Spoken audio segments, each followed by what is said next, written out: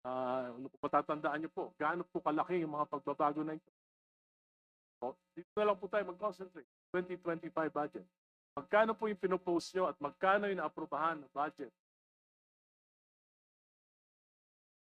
Ang natatandaan ko po, Your Honor, the general expenditure program ng PH 45 was 900 billion. What came out of the General Appropriation Act is 1.08 billion.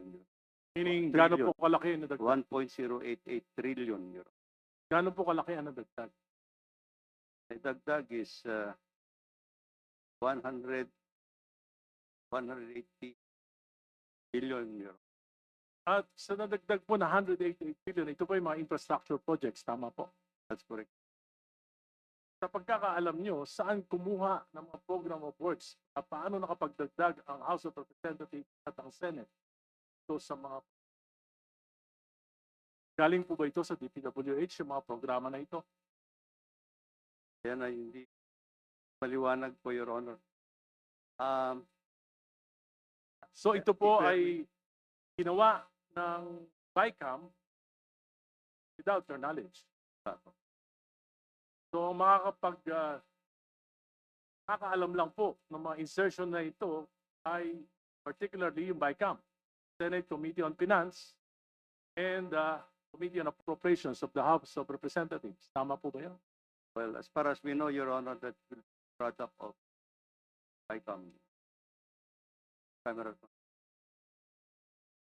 Thank you. Yun na lang po ang aking at Mr. Chair, I would like to move that in order to clear up things, to clarify matters, should invite the chairman of the Committee on Appropriations in the last Congress, the 19th Congress, and the chairman of the committee,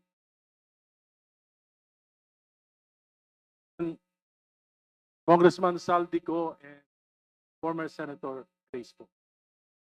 So move, Mr. Speaker.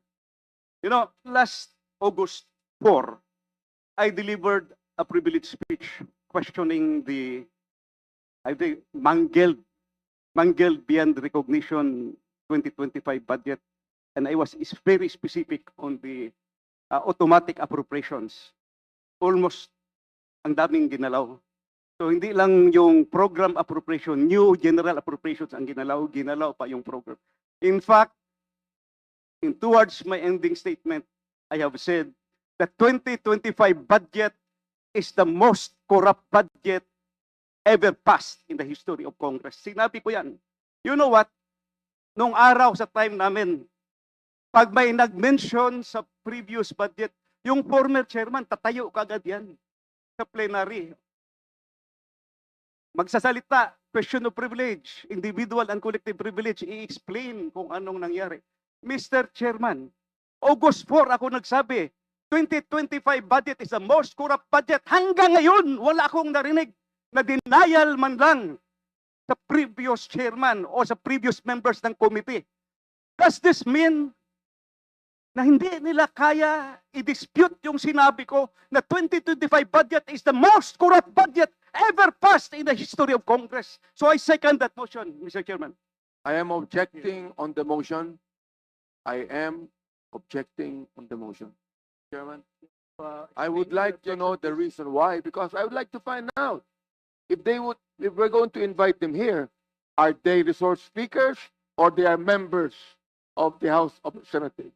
Are we going to ask them questions? Are they going to answer it? We'd like to find out. So kung isang congressman, sabi nyo kanina kahit sino masagasaan, wala tayong sasantuhin, kahit congressman, kahit senador. Eh kung ang congressman hindi pa pwedeng maging resource person at hindi natin pwedeng pa-testify under oath, eh di ibig sabihin sa usapang to, exempted ang congressman.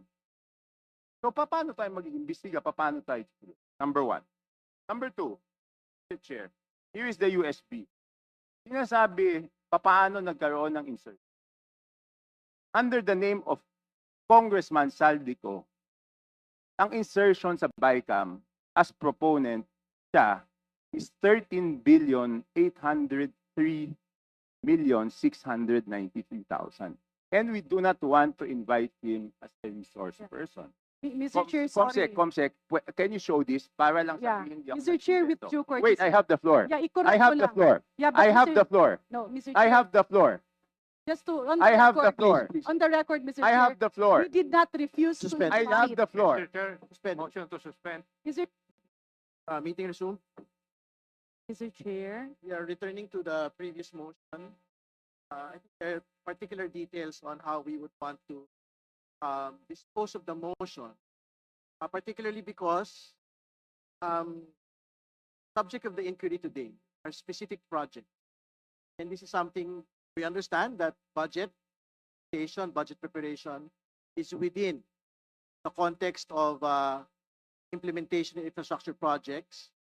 I think we would want to focus on specific projects that have been inspected by the president today. The further that we delay discussions on the matter, I think the public will be more frustrated with Congress. So what is the pleasure of Congressman Enrique, Your Honor?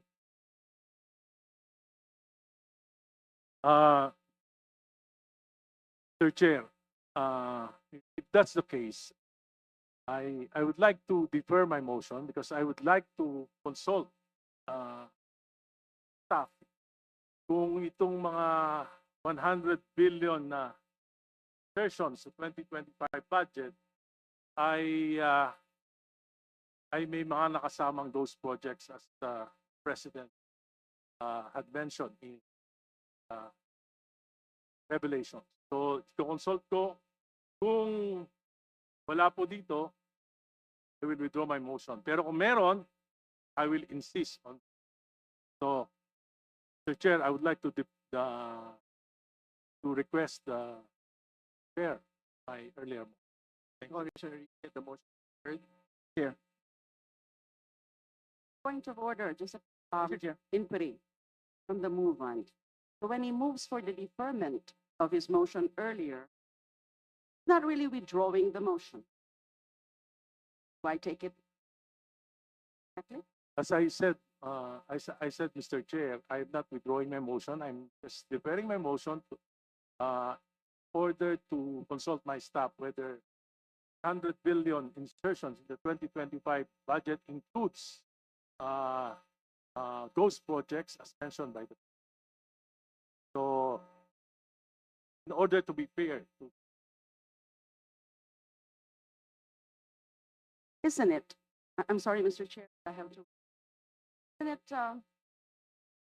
back to our colleague, the near minority leader, you were actually mentioning about the BICAM earlier. And really, it's supposed to be part also of my questions later.